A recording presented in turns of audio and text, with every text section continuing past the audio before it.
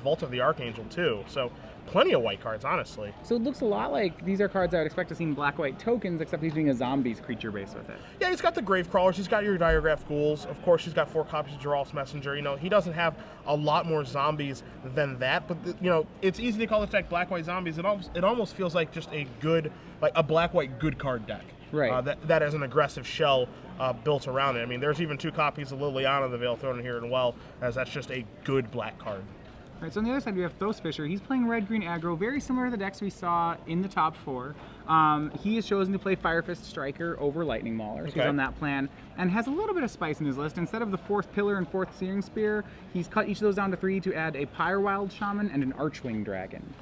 Archwing Dragon I've tried before. I played it at Grand Prix San Antonio last year. I think that was in November. And it's like really good against like your Sphinx's Revelations deck. Very good as a stretch. I'd say it's pretty good against those decks because there were no other options, and it gave you like this recursive 4 points of damage. If I had access to a card like Pyrewild Shaman, then I would have certainly played that, as it's just a better piece of recursive damage. Right. So Archwing Dragon, because of how it plays, is usually pretty good against decks that are overloaded on sorcery speed removal. The idea is that it's very hard for them to deal with it. Because of how the format is right now, I'm not sure how many decks are actually trying, are removal heavy decks. Yeah. I mean, we saw Ken Yeo's deck again. He won with Blue White Red this morning. That was super removal heavy, but I think that's I don't think that's a normal thing that happens all the time. You know, he's got a light bit of removal, he's got a ton of removal, not a light amount like we normally see. Well, I do want to talk about those Pyrewild Shaman. That was a card, there was mono red in block, and actually even the mono red decks in block were not on 4 Pyrewild Shamans. They were on maybe 1 or 2. But do we like it more in standard right now? Yeah, it's tough. Like, between the slots with Mono Red is a deck that's so tight on space. Like, you can't really make a lot of innovations. Like, I don't think we're ever going to see 4 Pyrewild Shamans. But is it like a good one of? I feel like it is. Like, in the same vein that Gorkland Rampager is like a good 1 or 2 of in a Naya Blitz strategy. I feel like Pyrewild Shaman's a nice 1 of or 2 of in a Mono Red deck. Right, and we do think it's worse than Gorkland Rampager, seeing as Thos is playing 4 Rampagers. Yeah, there's not many cards that are better than Gorkland Rampager. Pyrewild Shaman is kind of unique in what it does, but it's nowhere near the power level of Gorkland Rampager, as Thos Fisher is going to start off this game with a Stomping Ground and a Stromkirk Noble. Yeah, Thos was on 6 cards for this game, so that will probably lower his ability to reload for a second attack here. Granted, because of black-white zombies, a lot of its creatures come into play tapped and can't block. There should be a window in these first couple turns where Thos could deal a lot of damage. And Stromkirk Noble is coming in. Grave Crawler, that cannot block. That's something that's not going to happen, my friend. Or that would be one of the best 1-drops ever printed. Noble's going to get him a point of damage. That's going to tick up to become a 2/2. And one of the things about the red-green aggro deck and red aggro decks in general, Matthias, is when they showed up last year, the reason that they actually showed up, 1 is because they were a budget option, but 2 is because they destroyed zombie decks. Right. Because, as you said, Zombies is a deck that cannot block and it does not play defense very well. As we're going to see a Rakdos Cackler here from Thos, and it is going to be unleashed, so it's going to be a 2/2 as well. Right. I mean, between these 2 aggro decks, we assume red-green is the faster of the 2. Yes. Is the impression I get. Maybe not this game, as Thos only has the Stomping Ground as his land. Yeah. That Gravecrawler's got no business hanging out on defense, as here is an Isolated Chapel for Zach. Now, one thing that I do like about the Black-White Zombies deck is because of Cartel Aristocrat, it has ways to, do cheaty things with Gravecrawler. You can create this excellent blocker, for example. Maybe not a blocker for Stromkirk Noble, but...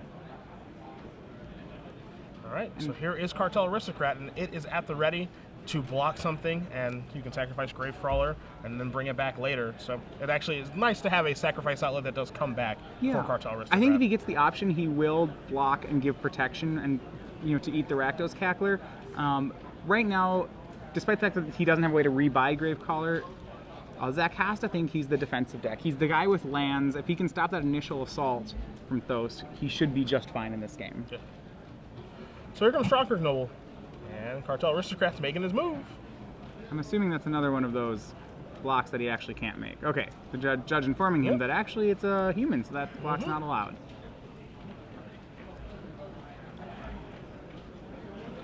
So Noble's going to tick up to a 3/3. And now Thos does have his second land. And so now here is a Burning Tree Emissary. And there's your trigger. There's your Firefish Striker.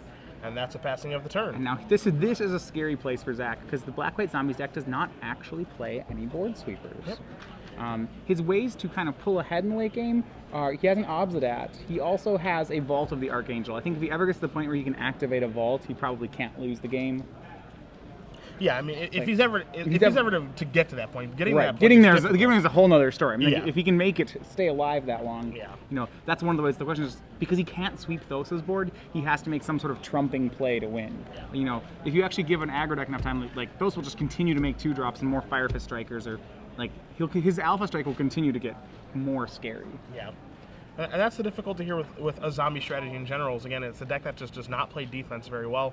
So as a result, when you're underneath this level of pressure, you know, you're trying to think to yourself, all right, what do I do to get myself out of this? And I mean, that's a very difficult thing to do. Yeah, the problem is you have cards like Geralf's Messenger, you know, that aren't even, they don't even come into play untapped. Yeah. So here's a Godless Shrine that is going to come into play tapped. Right, he leaves up mana for a possible, another Aristocrat, a possible Orzhov Charm, which is a removal spell, though not really one that he would be too excited about. Yeah, it's a costly one. This Gravecrawler's going to come across here, and Zach is going to pass the turn back. So Thos is going to untap. He's going to draw. See what he finds for the turn. You see a Searing Spear hanging out there, among other things. He found a third land, and at this point, Thos probably doesn't need any more lands for his deck to operate. He does play 4 Hell Riders and an Archwing Dragon and 4 Gorklans. So I suppose a 4th land he likes. A 5th one at that point is, you know, that would be too many. Yeah, the goal is to stop at 4. So now here come the creatures, with the idea being I don't want to lose my Firefish Striker to your Cartel Aristocrats, sacrificing Gravecrawler. Right. So what are we going to see here? We are going to see Orzhov Charm. That's going to happen, I imagine, on Stromkirk Noble. But we will see here. It is going to be the Noble. So 3 damage is going to be taken there from Keathley. Going to move down to 14, as you do see Orzhov Charm on the screen.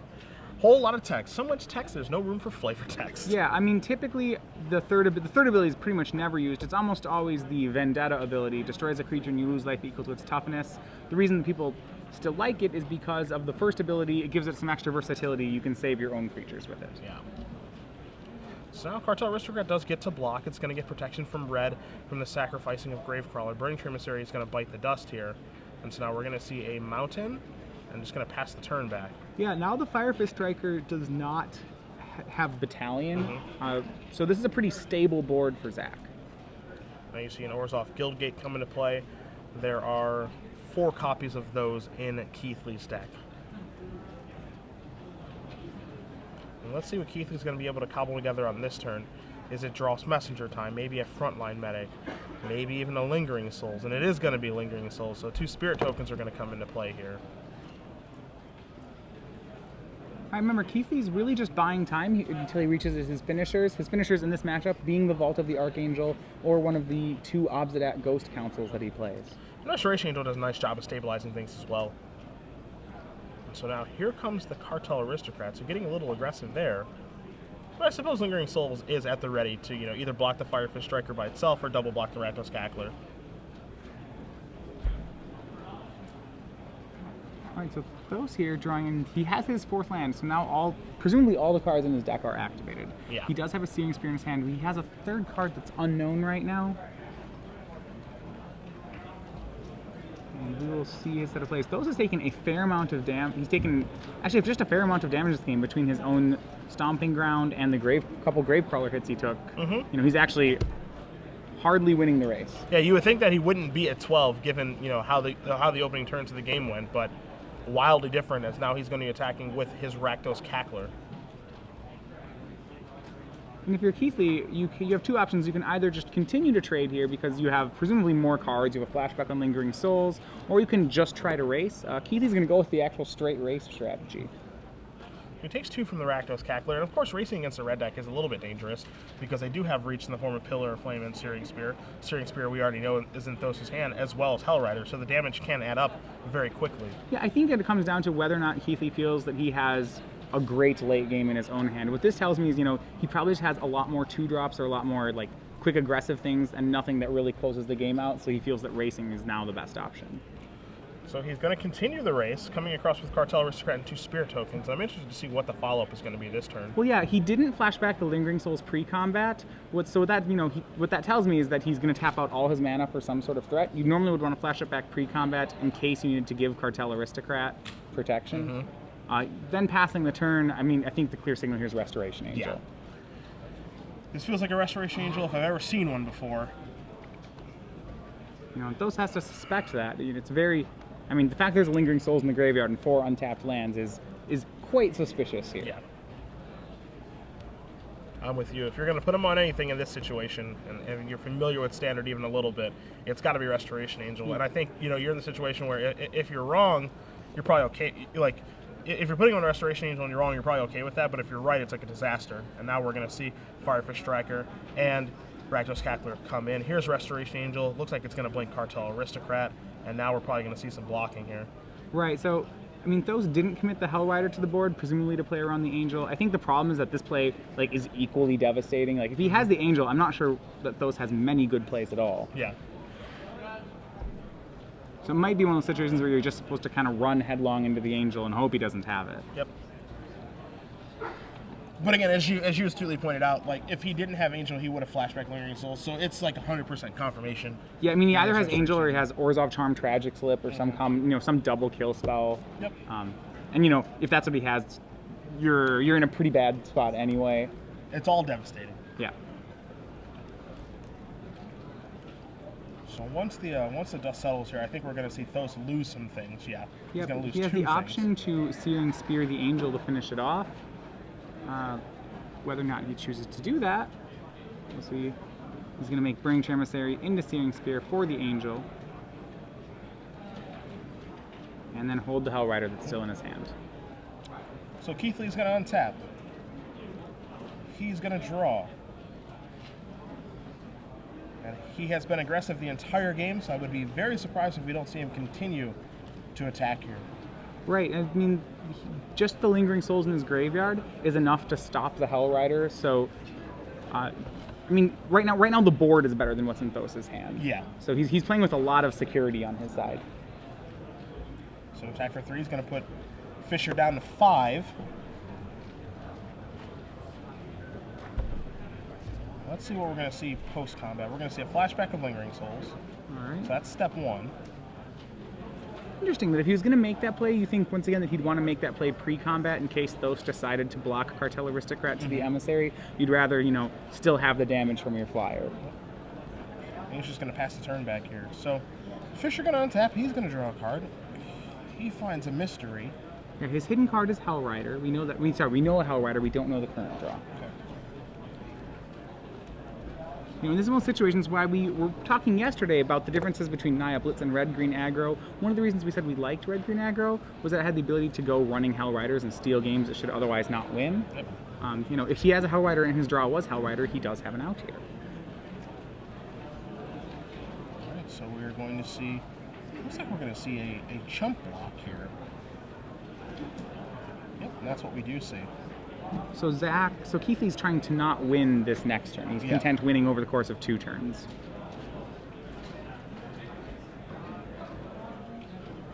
He's just playing it very, very safe. He doesn't want to take any extra damage, is what it looks like to me. As Keathley's going to draw a card. And interesting that Thos opted not to play the Hell Rider. He seems to he's valuing the surprise factor quite a lot in the card. Most of the removal that Black-White plays is instant speed removal, so actually whether or not, you know, running it out right now isn't particularly the surprise factor doesn't count for that much. So after an attack for 4, Dross Messenger is going to finish things up with his come into the battlefield trigger. 2 life loss. Thos is at 1. That's going to be game for this match. Keathley had the option to even deal 2 more due to the sacrifice effect. So that's why we saw the chump block there, is he had more than enough damage in play to ensure the kill. So Zach Keathley is going to win game number 1 here over Thos Fisher. Black-White Zombies versus Red-Green Aggro. You've got the Red-Green Aggro sideboard in front of you. Let's talk about it. All right, well, I mean, I think this is, despite how that game played out, this is a matchup that Thos has to feel pretty good about. He does have 2 Electrickery in his deck, which is pretty good. I mean, it's okay against Gravecrawlers. Not that you actually care about Gravecrawlers as a Red-Green Aggro deck. It's excellent against Lingering Souls, and he saw a pair of Lingering Souls that game. Other than that, he The rest of the things in the sideboard are not too relevant. He has one Legion Loyalist that I think we'll probably see. The first strike that it gives your team is really relevant, as well as the tokens not being able to block aspect. So I would expect him to board that in. The other cards, I'm not a huge fan of. He has a Pillar of Flame. He could choose to do that. It may be a better card than Searing Spear here. But the other cards, which are Skullcrack, Volcanic Strength, Dome Rod, I don't really see any of those getting used. Sure. I think I'm with you on that one as we take a look over here at Keathley's sideboard. 1 Devour Flesh, a High Priest of Penance, 3 Tragic Slip, 3 Vile Rebirth, 4 Appetite for Brains, 1 Oblivion Ring, and 2 Duress. So it looks like, he looks like he's actually pretty good against like these Sphinx Revelation decks that we keep talking about that aren't showing up in mass, but his aggro matchup doesn't seem the best. I think we're going to see the High Priest, we'll probably see the Devour Flesh, and then some number of Tragic Slips. I'm not sure if we're going to see all 3 or not. Yeah, they require a little bit of work to become actual removal spells against the red-green aggro deck. That said, it is a spell that costs 1, and one of the ways that red-green's excellent at playing 2 spells per turn for the beginning of the game, and the way you answer them is that if you can play 2 spells per turn also, you probably are just fine. Yeah. Tragic Slip costing 1, as long as he feels like he can turn it on, I think he'll keep it. Okay. I think those are about the only options. Again, Appetite for Brains, not at home here. Oblivion Ring is a bit slow for an answer. It's a 3-mana way to kill basically a 2-power creature. Not the best. And then Duress is a giant meh. Yeah, so one thing I actually want to look at in this deck, Gravecrawler is obviously an engine of a lot of the zombie decks just because of the synergy it has with, Blood Artist, Cartel Aristocrat. Do you still keep it in this matchup, though? I don't like it at all. Okay. I think that Keathley is a defensive deck in this matchup. I think that his cards lend himself to play defense a little more than your typical Zombies deck that we saw last year does. As a result, Gravecrawler is probably at its worst here. I don't love some of the other things like Sorin Lord of Innistrad, but I think Gravecrawler goes first before that one. Right, I think you bought all your Gravecrawlers. Diregraph Ghoul is still fine. It's annoying he comes into play tapped, but he'll trade with something, and that's really what you want your 1-drop to do. Yeah. It's kind of like a delayed kill spell. Mm-hmm. And once you're turning, you can make the same argument for Drawless Messenger too, where, it's a 3-mana spell that comes into play tapped. But once you're turning the corner and trying to race your opponent, Drawless Messenger is very valuable then. Yeah, I would say Drawless Messenger is not particularly good in this matchup. I'm not sure it's so bad that I want to side it out. It's still just, the card is so immensely powerful that it's a hard argument to side it out in any matchup. It's also very interesting too because Drawless Messenger is much better on the play than it is on the draw. Right now, Keathley just did win that last game on the draw. He's going to be on the draw this game. If you're on the play with a Zombies deck, there's no world where you're sideboarding out Messenger. But when you're on the draw against a mono red deck, arguments can be made for sideboarding. Right, so if you're on the draw, it's not going to be untapped until turn 4. Mm-hmm. Your opponent's, Thos's turn 4 attack, it won't be able to block until Thos's 5th turn. Yeah. Which the question is, is the game still even going on at that point? If it is going on at that point, haven't you there's a very good chance that you've already won the game. Yeah, it feels like you've accomplished your goal if the game is going on at that point. So we see both players, sideboarding diligently. There are definitely some decisions to be made here. Of course, it's easy to figure out what cards you want to sideboard in. The question, of course, is what cards do you want to sideboard out? Yeah, so look, when you go to Thos's deck, I think the Archwing Dragon comes out, but I'm not sure what, he obviously likes the card. I mean, I'm seeing it comes out because I'm not sure it even has a home in this deck, but if you do like the card, I think it still comes out because your opponent plays Lingering Souls. It's probably something that's good against, say, Junk, which has very few answers to a 4/4 flyer. Other things that might come out in this matchup, I don't know, there's a lot of his cards are pretty well situated. I'm not sure how much I like Searing Spear in the matchup. That card's just okay. A lot of Zach's answers, Cartel Aristocrat probably won't get Searing Speared. Lingering Souls, it's really bad against. I think I may just want more creatures. It just feels like a glorified Lava Spike in this matchup, honestly. Right. And no one's in search of Lava Spikes in Constructed Magic for the most part. Well, I mean, you can play a Lava Spike, but you'd probably rather have a creature. Yeah. The reason Lava Spike's so good in Legacy is because your entire deck is Lava Spike, and at that point, Lava Spike actually becomes really scary. Yes. But, you don't want to have 4 Lava Spike or 8 Lava Spike in a deck. Yeah. You'd rather, once you get to 20, that's about the magic number where they start becoming really good. Yes, I would wholeheartedly agree with that. So we'll see how this is going to play out. Again, I do think, that the red-green aggro deck is probably favored here, especially when it's on the play versus when it's on the draw, as Zombies historically plays defense quite poorly. The black-white Zombies deck does play defense a little bit better than your traditional black-red Zombies deck, but again, a deck that has Burning Tree Emissary is capable of some draws that are just nigh unbeatable. So when we look at Zach's deck, what are the ways that he can, I think it's really important how he can interact turns 1 and 2. And as we saw that last game, he had Gravecrawler into Cartel Aristocrat, which turned out to be a pretty good way to interact. What are his other options on the first 2 turns? Well, Diagraph Fool is going to come into play tap, but it can't block on the second turn. We're taking a look at Blood Artist here, which, you know, it's going to come down on turn 2 and it doesn't get the block, but the incremental advantage that it creates over the course of a game, you know, is invaluable. Yeah, it can work hard enough to be worth a card, and you can cast it on turn 2. Cartel Aristocrat, as you said, and we saw that the last game, can come down on turn 2. Probably his best turn 2 play, honestly. Orzhov Charm is a removal spell that you do have to pay the price for, but things worked out that last game, as we saw, when it took care of Stromkirk Noble. And then the Tragic Slips that I think he's going to sideboard in, along with the High Priest of Penance and the Devour Flesh, lowering his curve, giving him some things to do on the other turns of the game. All right, so both players kept a 7. Those had no turn 1 play, which we kind of talked about this in the top 8 of the last open, was to me as a Zombies player, what it tells me is that there's going to be an Emissary coming down this next turn. Yeah, you would believe that Burning Tree Emissary is going to show up to the party here, and a friend is going to be coming along as well. But he's just going to be passing the turn back, so it really makes you wonder what hand he kept. Yeah, I'm not sure what that could be. He has drawn his sideboard Electrickery for the turn. Yeah, I'm not sure what kind of hands, obviously I don't play Red Green Aggro all that much, but I'm not sure what kind of hands without 1-drops or 2-drops you're actually supposed to be keeping. I mean, your whole deck is almost 1s and 2s. Yeah.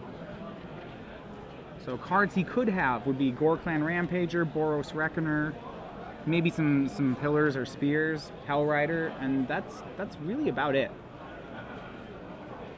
I mean, this is just a lesson in basically role assessment, right? Where, you know, you have to know that you're the aggressor here, and you need to keep aggressive hands, even if it makes it that you have to mulligan for them. As Thos at least does have a Boros Reckoner here to start. It looks like he has multiple Boros Reckoners by the look of his hand, which, you know, the card is very powerful. I don't think it's the card in this matchup, though. No, I think that Boros Reckoner is great, of course, against your red-based strategies that use red removal, typically burn spells, to be able to clear things out of the way. But as we might see in Orzhov Charm here, it's bad against black removal decks. Right, it's excellent because when he's in the mirror, you know, they have to just Searing Spear the guy and 2-for-1 themselves. But yeah, Zach actually has gotten to be the aggressor in this matchup, which as the Zombies player has to just be thrilled about. Yeah, when you're on the draw and you get to turn things around on your opponent and be the aggressor, you're absolutely stoked to be in the position you're in, because then you can use a removal spell, like an Orzhov Charm, to just keep pushing damage through, and that's all that you want to be able to do as a Zombies player. So Thos has drawn a 4th land. He still has more Reckoners. I believe he also has a Flinthoof Boar in hand. So the question is, like, if he has something like a Hellrider, he's probably deciding whether or not to play the Reckoner, it's the best 3, or whether to play a 4 in the hope of going 3-2 next turn. Yeah. Either way, this is a slower game. It's a slower paced game than Red Green typically wants to play. Yeah, it really is. And it's a little bit surprising to see that happen. Well, I think it's a little bit of a trap. So when you say Boros Reckoner is obviously one of the most powerful cards in Standard right now. So when you see a hand with multiple Reckoners and the lands to cast it, you'd think, this is a great hand. This is something I'd want to keep, and a lot of decks do keep it. The danger is, because you have no follow-up, remember that Zach's deck has cards like Obsidat or like, you know, Sorin, which are actually more powerful than Boros Reckoner, and you're giving him time to cast those cards. And because of that, even though you have a lot of Reckoners, you're still disadvantaged in the matchup. The other thing you have to keep in mind, too, is that your 1-drops get worse the longer the game goes. So, you know, if you were able to draw a Rakdos Cackler or Stromkirk Noble moving forward now, those cards, the impact that those cards have, it just goes, it become more minimal the more turns the game goes. You know, the reason those cards are in your deck is because you want to get off to a fast start, not to draw them on turn, 5 to 8. Right. 4th land for Zach Keathley is Vault of the Archangel, which is pretty important at this point. Yeah. Not only does he get to keep pressing his advantage, depending on what his hand is, but Vault of the Archangel is a way to just really solidify his life total, clear some things out of the way. But it looks like Boros Reckoner has really put a cramp in his style here, he hasn't Orzhov Charmed this and moved along yet. It doesn't mean he doesn't have one. He may begin giving the play some consideration. Right, so I think we're seeing Zach transition his role a little bit. He got in early damage with the Diagraph Ghouls, putting Thos down to 14. The Boros Reckoner actually has proven to be an effective roadblock here, or maybe not. Yeah. It looks like he's willing to just throw away a Diagraph Ghoul. Or two. Yeah, I mean, unless he has a trick, I don't think you give the the Boros Reckoner first strike here. You actually just let it, you let it get hit, and then you kill everything. Yeah, and now we're going to see Electrickery take down this Blood Artist, but this turns on the Morbid for Tragic Slip, so that may have been an error. Right. I definitely agree. Yeah, and he's saying, okay, stop. Either way, I'm wondering what Zach's holding on to. I didn't like this attack. I don't like this attack either, because I don't know what this attack would accomplish here. That's the big thing, is if Thos just says, all right, I'm not even going to Electrickery, I'm just going to block your Diregraph Ghoul. Block a Diregraph Ghoul, send a 2 damage at Blood Artist, or at Diregraph Ghoul. Okay. And now the Morbid is turned on from the Tragic Slip, so now the Diregraph Ghouls can attack with impunity, get in 4 points of damage, so overall that's a fantastic turn for Keathley, as the Reckoner that was going to be problematic is now out of the way. Yeah, I think that turn worked out a lot better than it should have worked out for him. I agree. And we see Thos still unable to keep a creature on the board, as Zach has a kill spell at every turn. He does still have a Searing Spear in hand, and along with the Flinthoof Boar. But he drops to 9, and that Vault of the Archangel is going to make, as long as Zach can continue to draw creatures and not get trumped by Thos' creatures, the Vault of the Archangel should keep Zach's life total out of reach. So let's see, what are we going to see on this turn? We are going to see a Flinthoof Boar, and it's going to be on defense this time. Right, he's leaving up Searing Spear mana. Once again, he's forced into that defensive role, which is pretty rough because there are a lot of draws in Zach's deck that he just can't defend against. Yep. I think the first one that comes to mind is Obsidat. Yeah. And so there's a 5th land. It's going to be a Gala Shrine. That's going to come into play on tap. Keathley's going to move down to 16. There may be an Obsidat or something similar coming in. I mean, it's that or a Vault of the Archangel's activation, it looks like to me. Sure, so he's actually just willing to trade. Yeah, he's just going to trade creatures with Flinthoof Boar. That's pretty strong, too. Because of Vault's life gain, he can just play Shoplands untapped to get value. You see him slide that over and say, here's my Vault of the Archangel's activation. My 2 Diregraph Ghouls will have Lifelink and Death Touch. And Searing Spear is going to take down one of these. And the blocked one will trade with the Flinthoof Boar. All right, so Thos has taken care of Zach's board, but the life totals are really in the wrong spots for him. Yeah. Keathley's now at 20, I believe. Or he should go up to 18. 18, because the one was killed before damage. And we see Gore-Clan Rampager drawn by Thos. Not a bad draw at this point in the game, actually. Unfortunately, because of Vault of the Archangel, it still trades with pretty much all of Zach's creatures. I mean, if you're Thos right now, you need to get something huge on the board and try to press your advantage and hope that Keathley doesn't have too much left over in his hand. I mean, there's a lot of cards you just can't beat right now. Even Lingering Souls is pretty unbeatable at this point. Yeah. Four little Nighthawk 1/1s are probably more than the aggro deck can deal with. Pretty good Magic card. So now we're going to see 3 mana. I got a feeling. Okay, it's Dross Messenger. I thought you may have been from the future From the future, again. once again. It's like, it's going to be Lingering Souls, but no. But it is going to be a Dross Messenger. That's going to come in. It's going to knock those down to 7. Follow-up here is a Blood Artist. And passing the turn back. Right. And because of the life total being so high for Zach, he actually has a chance to just play out more threats and just take, it's very rare that on, a turn 6, you can just give red-green aggro a free attack on you, which is pretty much what he's doing here. Yeah.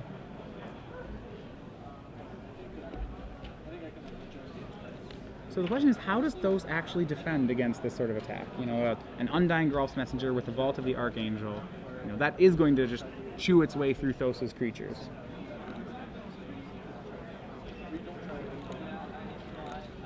And the answer is, I'm not entirely sure. Me either. Thos with 3 cards left in hand, I believe. And clearly does not like the position he's in.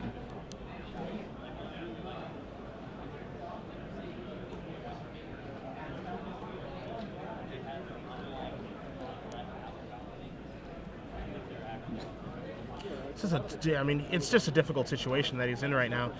He's considering his options. He knows that Messenger is probably going to come across next turn anyway, because there's no reason for it not to attack. If it dies, he gets a Blood Artist trigger, and it comes back as a 4/3. As you see a Flinthoof Boar here, you're going to see a Haste get activated, and see it. Okay, he's going to get super aggressive because he knows that he needs to try to turn this game around. I like this line a lot. It likely doesn't win, but I think it's his best shot of winning. Yeah. And at this point, he needs to give himself a shot to win the game. He's going to follow up with a Rakdos Cackler. We'll see if he's going to unleash it or not. And I think I even unleash. Yeah. Like, I don't want to block Geralf's Messenger. Yeah. I'm not going to accomplish anything by doing that. I mean, the question is, can you race, Geralf's Messenger, activate Godlet, activate Vault? Yeah. And probably not, but there's a chance. I mean, it's difficult, but again, if that's my opponent's turn for the next few turns, it's just like attack with Messenger, activate Vault, gain 3, deal you 3, put you to 4, put myself up to 14, and then I'm taking 4, 5, 6, 7, 8 on the swing back. I'm going down to 6. Like, that's really not that bad. Well, what you have to think, if you're Thos, is that you're probably dead in 2 attacks, right? 7 life, and between the Blood Artist and Geralf's Messenger, it's really unlikely you can survive 2 attacks. So, okay, Sure. you have him at 11, and you have to have next attack be lethal, which it's probably not, but let's say you can, is there a draw which makes it lethal? Maybe a Hell Rider here, maybe your opponent attacks wrong, and you draw a Hell Rider, right? You want all the damage possible on that next attack so that if you top deck what you need to, you have a chance to win. Sure. I'm 100% with you. I love the attack last turn because, you play to win, you play not to lose. You do not play not to lose. Right. You try to think when you're down in these situations, you want to try to envision, okay, what actually has to happen for me to win this game? And you can even put in, my opponent has to do something really bad. And that's fine. As long as you're playing to something that you think could happen, that's what you want to be trying to do. And blocking wasn't playing toward any sort of reasonable win. So now what's going to happen here is Rakdos Cackler jumps in front of Geralf's Messenger. You see a Vault of the Archangel activation. Blood Crypt's going to occur. So Thos is going to move down to 6. Keathley's going to move up to 15. Right, and that extra point, even just the extra single point of life gain off the Cackler Blood Artist trigger, pretty relevant here. It just draws Keathley that much farther out of range. So Fisher's going to untap. He's going to draw. Let's see if a Hell Rider came off the top right now. That would be 4. That would be 3, 6, 7, 8, 9, 10, 11, 12, 13. 13 on the swing. And I think that's a Pillar of Flame? It did look like it was a Pillar of Flame, which is not bad at all right now. No, not at all. That's Pillar of Flame would take care of that Messenger for good and leave. Yeah. And he's pretty happy on that Pillar targeting Messenger. An interesting story about Pillar targeting Messenger for those of you who played Magic Online recently. I don't know if you know where I'm going with this. I do. Okay. There was a brief window in which Geralf's Messenger returned triumphantly to Moto, and why was that? That was because Pillar of Flame did not exile things. So as a result, people played zombies where Pillar was getting a lot of play. And when someone would Pillar of Flame and Geralf's Messenger would say, "Hi, I'm a 4/3. What's going on?" Right. And as I recall, so it was just for one tournament, but I believe of the top 4 decks, 3 of them were running a set of Geralf's Messengers just for one tournament. That is correct. That is also awkward. And that's like the only window in the last 6 months where we've seen Geralf's Messenger really be a prominent player in the metagame. Yeah. So suddenly the situation not unwinnable for Thos, and that, I think that attack really played into that. He drew a pretty good card for himself right there, and now he has a shot to win. Yeah, and you have to, he's done a nice job of trying to, again, get himself in a position to actually win this game. And that's the important thing. Again, he could have, maybe played a Flint of Boar and, a Gorkline Rampager and just played defense. Blocked Geralf's Messenger, let it trade, come back 4-3. Yeah. And if that would have happened, Zach would have been at about 20 or something. Yeah, silly. and that's just not even, that's not a winning play. But Thos is currently making winning plays to try to get back in this game. Now he's at 6, but Keathley is at 8, and he has 7 power on the board, and he draws a burn spell or something. Keathley checks for Lingering Souls. No, there's not a Lingering Souls there. Yeah. And interestingly, because Keathley's been activating the Vault of the Archangel, he actually had started this turn, he has 3 cards in his hand this turn. Presumably has some combination of kill spells or creatures. The question is, will it actually be enough to push in that final 6 damage? Yeah, the big question, right, is does he have a Restoration Angel looming in his hand? Right, that would be excellent for him.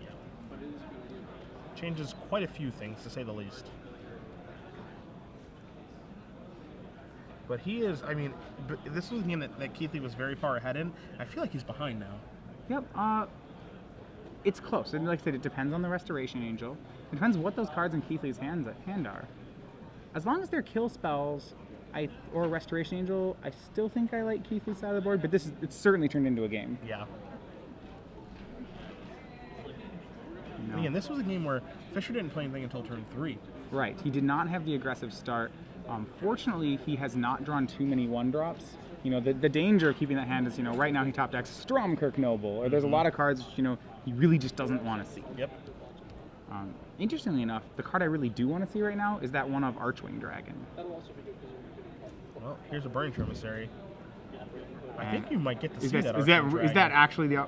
Oh my! All right. All right. And right on time. That yeah, he's gonna read it. Excellent draw. We're right gonna now. bring it up for you. Archwing Dragon, the last card in Thos' hand. That's an insane draw right now. I mean, if you're talking about what draws get you by Restoration Angel, well, here's one. It's pretty good too. All right, well, Archwing Dragon, welcome to the party, my friend.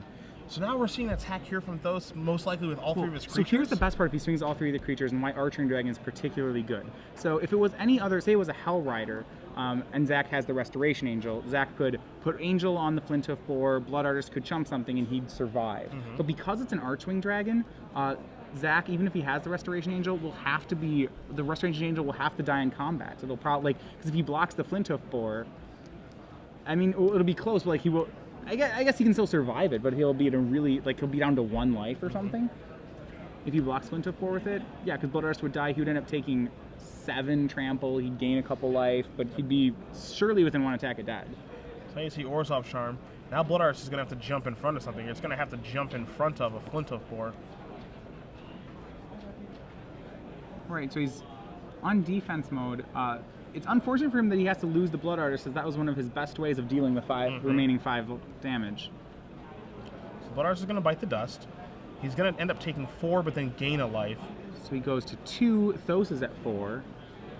Can he find the remaining damage? The thing is, the lifelink off Vault, not enough to actually save him on this attack. Yep. Because if he blocks with the Diregraph Ghoul, let's say he blocks the Flinthoof board, activates the Vault, goes up to 4, but then Rampager and Emissary will come through to deal those last points of damage. For some reason, to me, it feels like it's almost like Obzdad or bust right now. Well, it's really hard for him to not take damage on the next swing because of the trample that Gorklan Rampager has. Not to mention, Thos gets a card off the top of his deck, and you know he kept in Pillars and Spears. Yeah, and he's just going to concede the game. Keathley concedes it. That is, you know, don't count it over till it's over. I was surprised that Thos was able to pull back into that game. Likewise, especially with not having a play until turn 3. But I mean, he fought back. He made some good attacks to get himself back into the game, and that's why we're moving on to a 3rd and final one. So, really well played game there. Yeah. So when you look at that, is there some, you know, obviously I think Thos, while maybe having a keep that wasn't ideal, like correctly recovered from a situation and made the best of it and was able to pull out a win. Do you feel like there's a way that Keathley could have, you know, secured that victory? It really depends on what the contents of his hand were. I'm trying to retrace the footsteps of that game in my mind, and I mean, truthfully, it did feel like it was winnable. I'm just not sure what may have went wrong there. Right. I don't know how early he started activating Vault, if he had any of those other creatures in his hand when he was doing it. It's possible he was supposed to play out all his creatures before he started vaulting, but on the other hand, he could have drawn the creatures. And in that case, he played it exactly how he was supposed to. Yeah, ideally when you have Vault as one of your lands in play, you want to get everything into play, and then when you finally do draw a land that's not relevant, you don't have a spell to play, then you start vaulting, and that's how you use your mana. Basically, that's why people call those lands spell lands, because it's your spell for the turn. Right. And it's you know, they're nice to play because they give you, especially in a really low curve deck, it gives you something to do with your mana. There's a lot of, you know, one of the theories in deck building is that you rarely want to end a turn without having all your lands tapped, or nearly all your lands tapped. Every time you're doing that is a missed opportunity. Yeah. It's all about maximizing mana, especially when you're playing an aggressive deck. You want to maximize your mana as best you can. Yeah, untapped lands are bad. It means that you're not doing as much as you could be doing. Yep. So Keathley's going to take a look at his opening 7 as he's going to be on the play here for game number 3 against Thos Fisher with his red-green aggro deck. It does not look like either player re-sideboarded in the matchup. No, shuffled very, very quickly, actually. And both players have kept. Is that an untapped Godless? Okay, I was going to say, is the Godless try and ship the turn? I doubt that, but stranger things have happened. It's going to be a Grave Crawler. All right, so the Grave Crawlers have actually stayed in this matchup. Mm-hmm. I actually kind of like Gravecrawler when you're on the plate, because I think you want to be the aggressor when you're on the plate with the zombies deck against red. Do you think it's reasonable for him to think that he can race red-green? His lands do more damage, and his creatures aren't as big. His creatures don't come out as fast. But you think he can race this deck? I think it's worth a shot. Yeah, I really do. And that's his best shot in the matchup. I don't know if it's his best shot. I think it's a strategy that he can employ to some success. Yeah, I mean, it's a little hand dependent, but it is certainly one of the strategies he can do here. He has a second zombie to rebuy Gravecrawler, meaning it basically, because all of Thos' creatures are 2/2s with the exception of Reckoner, that basically means that Gravecrawler just won't be blocked. Yeah. And I wonder if he has the Tragic Slip here. No, he does not. He does not. I was thinking the same thing. So Strongford Noble's going to get in for 1. Keathley's going to move down to 17. Noble's going to become a 2/2. And we'll see what the follow-up is here, for Fisher. I believe from Keathley's hand he had the option of Cartel Aristocrat, so he was being mana inefficient. So the idea is he was either holding up a Tragic Slip or he wants that insurance zombie right away for Gravecrawler. Sure. So Keathley's going to draw his card after Rakdos Keathley comes down and is unleashed. So a pretty tame start, all things considered, from Thos. Yeah, I mean, we're probably back to the red zone if you're Keathley, right? Get in there for 4. Unless, does he want to try to play defense with that Diregraph School against that Strongkirk Noble? Yeah, if you have no answers to Stromkirk, you may want to try to make that trade. And Keathley's thinking about it. He's going to try to see if that trade can stick. So for 2 with the Gravecrawler. Interestingly enough, in a racing matchup like this, the fact that Keathley shocked himself for the first creature turns out to be pretty relevant. I agree. We'll see what that Cavern's naming, if it's going to be zombie for Draw's Messenger or not. It doesn't look like it's going to be. Human, based on how he was thinking of tapping there. And leaving up the Cavern. Passing the turn, though. Okay, so he wanted to name it on zombie. I think he thought about naming it on human so he could leave up a Tragic Slip bluff. But, the jig's kind of already up. We already know he doesn't have a Tragic Slip. He didn't hit the Noble, so, let's maximize the Cavern, put it on what it's supposed to be on. Yeah, I agree. So Fisher's going to untap. He's going to draw a card. So let's see what he can come up with on this turn. Yeah. If you're Fisher, the question is, do you want, so Keathley is challenging you to a race here. He's putting you in the aggro spot, I guess, because he's not, Keathley's not racing too hard. So, you need to make the most of that aggro spot. He's able to put out 5 power in a turn, but has no safe attacks. And this is a little bit surprising because you see Burning Emissary into Flint of 4 into pass the turn, so no attacks here. Well, interestingly, if you attack both your 2/2s, then Cartel, they'll all trade, but that will take away the ability to rebuy Gravecrawler. I mean, are you possibly okay making that trade? Sure. So now here's Draw's Messenger. That's going to come into play. Going to drain him and brain him. Yeah, I almost wanted to try to trade with Cartel Aristocrat there. I mean, it probably would not have worked, is the thing. But now, now Cartel Aristocrat is actually just going to eat an attacker every turn. Yeah. And now the red deck is on, so Gravecrawler's going to come in here. I'm not quite sure what that accomplishes, yeah. I mean, even though it can't smack into a Flint of 4. Yeah, even though it can't block, the attack doesn't really do anything. I mean, yes, he's tapped out. There's no bluff going on. Yeah, if he has a swamp post-combat, Tragic Slip. Yeah, if he has a swamp post-combat and it's just free to get it back, I think it's okay. But yeah, I don't understand that at all. Yeah, he just threw away his guy there. I don't like that play at all. I mean, if you did that pre-combat, I think Thos will still block, but I think it's permissible. It's a completely different story. Right? Yeah. Then Thos has to think, why is he doing this? But if you tap out first, there's not a bluff. Yeah. You're just throwing away a guy. Thos is working with nearly perfect information, right? What's the worst thing that can happen? He plays a swamp he plays a black source post combat and brings back his Gravecrawler, or he tries to sleep my guy. Both those things are probably a-okay. Swamp post combat, bring back my guy. I guess I'm okay with Keathley if you're just sometimes you can do if it's actually 0 investment, you can do the world's worst bluff of don't block it, and he blocks it, and okay, rebuy it, whatever. Yeah, no, that's I guess fine. Even worse now, to an extent, is that now he doesn't have a Gravecrawler to sacrifice to a Cartel Aristocrat. Yeah, he does have the Messenger out there he can sacrifice to make it a 4/3 and drain for 2 life. But maybe what if he sacrifices it, and with the with the Undying trigger on the stack and the Cartel Aristocrat trigger on the stack, those Searing Spears the Aristocrat. That could happen, and now he doesn't have a Gravecrawler to sack in that situation. Corner case, sure, but you could have had it for free. So we're going to see the sacrificing here. And, okay, so that's going to come back. So it's going to resolve, it looks like. So it may have dodged a bullet there, did Keathley. Right, there was no Searing Spear, so he's still going to get to, you know, for free eat the Keathley. So it's interesting, what changed here? If you're Thos, no, sorry, that makes sense. So Thos didn't make this trade last turn of the, you know, the exact trade we just saw here, presumably because it didn't push any damage, at least this time, because he had more attackers than Keathley had blockers. Yeah. This attack pushed 5 damage in. Yeah, which I like.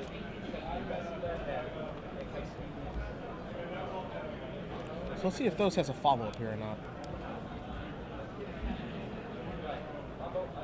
And he's just going to pass the turn back. So Keathley's going to get to draw a card. It's an Orzhov Guildgate.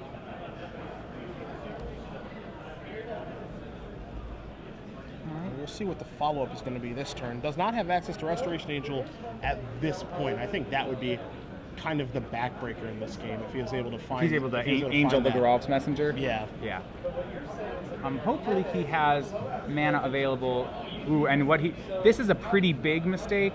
He decided to attack before returning his Gravecrawler, and now that the Searing Spear came on Geralf's Messenger in combat, Keathley can't return his Gravecrawler to play. Unless he has another zombie here. Which he does. Which okay. He does. All right. Stand corrected. Interestingly enough, he can use his Cavern to do this instead of using the land because Cavern's set on zombie. Yeah, now he can't represent anything. He can't represent a Tragic Slip or, you know, some other white or black spell to try to trick his opponent. Yeah, to be fair, I mean, it would have to have been a top deck Tragic Slip because he's had numerous chances to play an amazing Tragic Slip this game, which he hasn't done at any point. But now this is just telling your opponent, you know, I didn't draw a Tragic Slip, which you don't want to tell him that unless you have to. So now Fisher has the opportunity to work with actual perfect information on what kind of attacks he can make. Zach's essentially tapped out. Yeah. Thos, though, still hasn't hit his 3rd land, and there we go with it. And we have the Minotaur Wizard of Boros Reckoner almost certainly to hit the table. But he's going to Sun in first. Yeah, it's a little aggressive that he's swinging the Burning Tree here, right? Yeah, I mean, I feel like the attack with the Flint of Boar is okay because, like, then it makes him just sacrifice his Gravecrawler, which is... Then it can't attack you. Yeah, it's a minor thing, but it can't attack you. Whereas now... You're actually throwing away the Burning Tree Emissary. Yeah. For 3... I guess you're throwing away the Burning Tree Emissary for 3 damage, and if you think that the 3 damage the Burning Tree Emissary does now is better than... If you think, like, that's best case scenario that the Emissary deals 3, then, you know, you're stacking it to Lava Spike your opponent, right? Yeah, There's a chance that you actually might think that's the right thing to do with it. Yeah, which could be certainly okay. But Emissary is going to bite the dust. Boar's going to come through. Keathley's going to move down to 9. And let's see if there is a Boros Reckoner coming. And there is. And that'll take away the most of Keathley's good attacks. So what I found interesting in this matchup is actually, originally I thought it was going to be red-green aggro is just really fast and black-white zombies can't block it. And that has not been how these matches have played out. It's actually been that Keathley has stopped the initial onslaught, or as was in game 2, you know, Thos didn't really have a fast start. Yep. But Keathley's has been unable to close out games. Yeah, which is a little bit surprising to me. Obsidat has not shown up at all. Keathley's not much better at blocking than the red deck. Yeah. So Keathley's looking at it looks like 2 or 3 cards in his hand. I'm trying to figure out what he can do here. I think this is one of those matchups where whoever stops attacking first probably loses. I've seen those before. Yeah. They're very exciting. Yeah, I've been a part of those before. The Zombies Mirror, the Black-Red Zombies Mirror back in the day, the first person to stop attacking did lose. It took me a while to figure that out, but every time I stopped attacking, I was like, why am I dead again? This is stupid. And sometimes you didn't have a choice in the matter. You're just like, oh, I can't attack because there are no good attacks. That means I've lost. Yes. But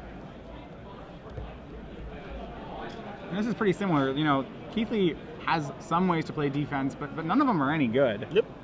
And the same can be said for Fisher outside of that Boros Reckoner, as he's going to pass the turn back now and doesn't even get back the Gravecrawler. So if he's not returning the Gravecrawler, this almost certainly should be Restoration Angel.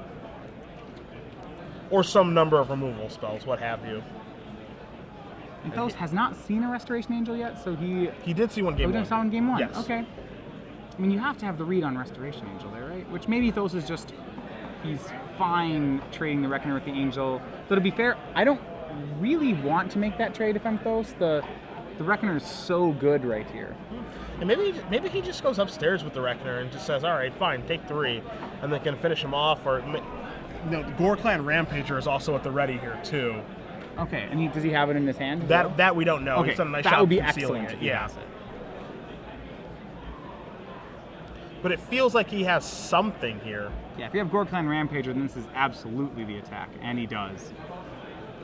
All right. So one step back. He's going to go with the...